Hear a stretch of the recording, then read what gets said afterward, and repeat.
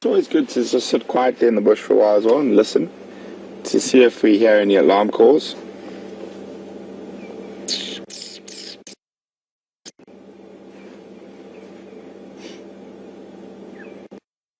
Oh, pops head down.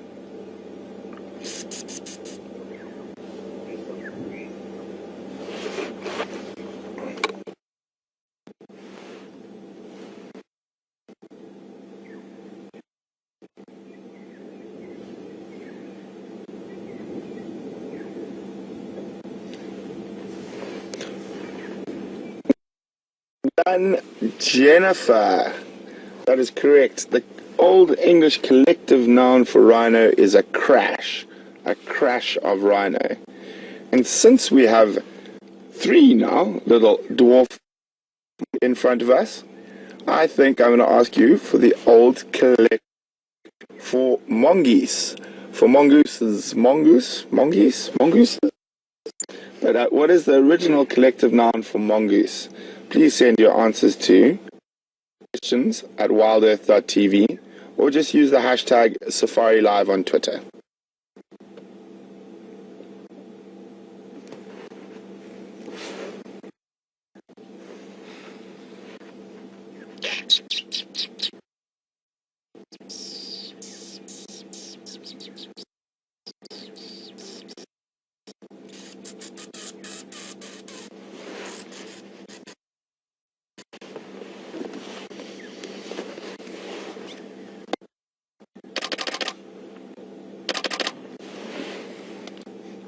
So guys, for those of you not sure what that fast clicking was there, camera, it's just too sweet of a pass up on.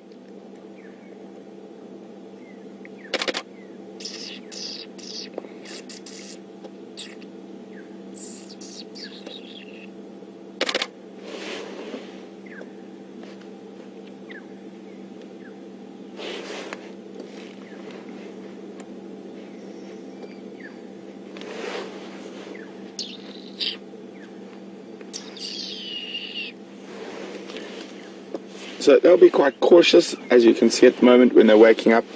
This particular sort of overnight stop for them isn't quite an open area, so they will very cautiously come out of the burrows, and they will be watching very carefully, specifically for birds of prey.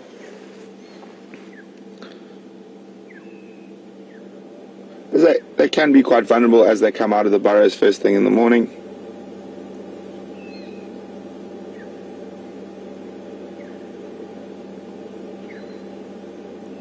Oh, well, Shanae, I can hear ground hornbills calling at the moment. They are quite far in the distance to the east of us, but I can hear them. Doo-doo, doo-doo, doo-doo, doo-doo, doo-doo, doo-doo, doo-doo, doo-doo. I actually think I might have their call.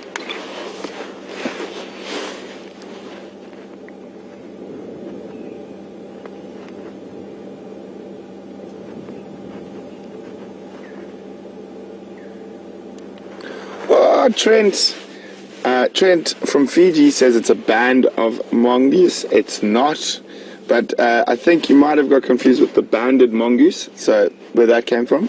The original collective noun for mongoose was not a band. I'll give you guys a little bit more time.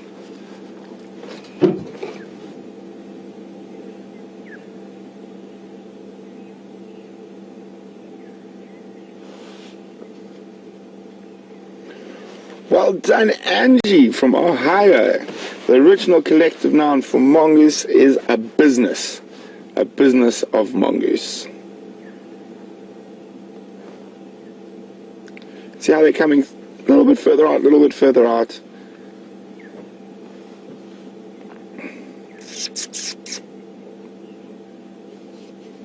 Oh, and also well done to Doris in Kentucky, who also got business. Let's see if I have that ground hornbill call. I can just hear it, but I think it's a bit far in the distance for you guys to hear it.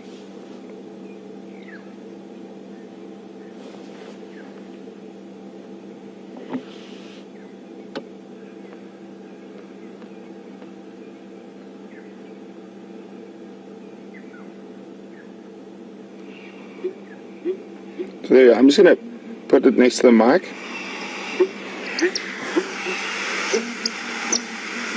So that's what I'm hearing, but way in the distance.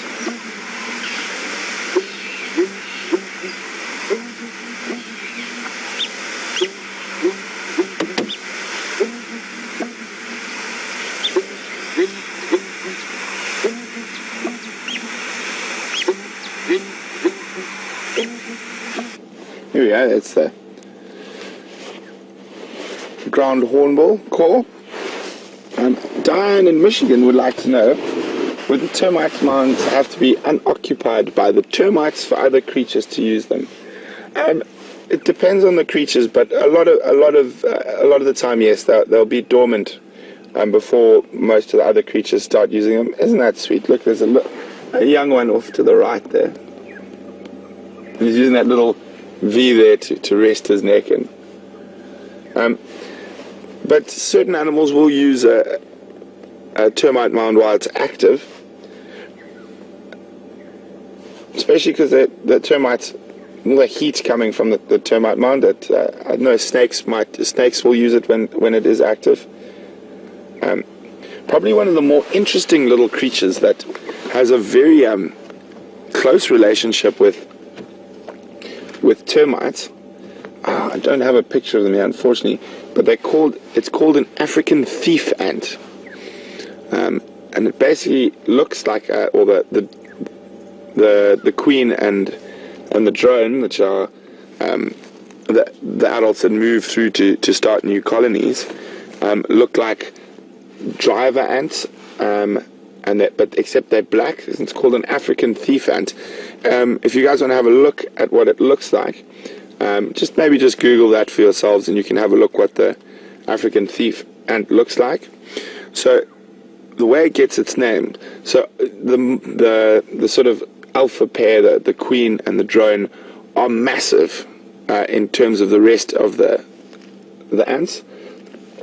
The other ants are almost so small that you cannot see them. You have to really, really look. They're so tiny you cannot see them with the naked eye.